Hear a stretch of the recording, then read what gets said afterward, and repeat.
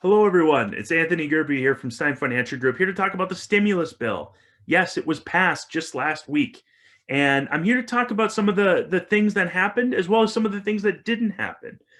First off, most notably for all of us, is new stimulus checks should be arriving very soon. In fact, I've already heard that some people have gotten them. It will be $1,400, slowly phased out as you reach the income limit, and that limit is 80,000. If you're over 80,000 single or 160,000 joint, you're not going to get a check at all. But to get the full check of 1,400, it needs to be a single earner under 75,000 and a joint earner or a joint earners under 150,000, so double that 75. So that's how you know whether you're getting it or not. And like I say, you may already have, if you're going to get it, the check pending in your bank account. So if you do it bank account, also you could get a physical check. Remember, that's also a method that usually takes a little bit longer. So that's step one of this plan. Now, what else happened? And I'll talk about kind of my thoughts on what this means in a second here. But unemployment benefits were extended. That's a big one. We still, even though the economy is recovering, have a lot of people who are utilizing the unemployment system.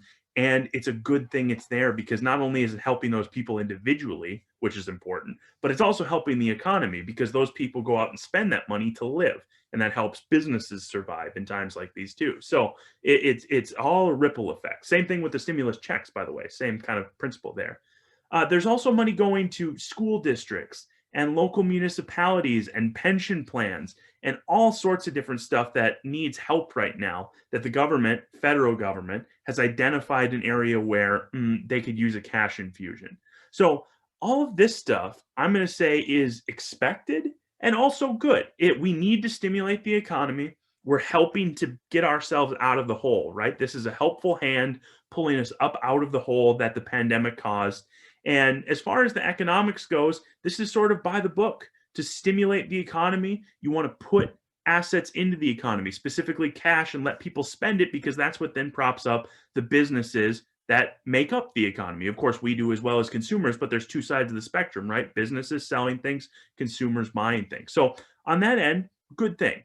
One of the things that was not in the bill of note is the unemployment increase. That did not make it through. The $15 minimum wage. Excuse me, I said unemployment. The $15 minimum wage is what didn't make it through. So we had conversations about that, kind of saying, okay, well, we might expect this or we might expect that.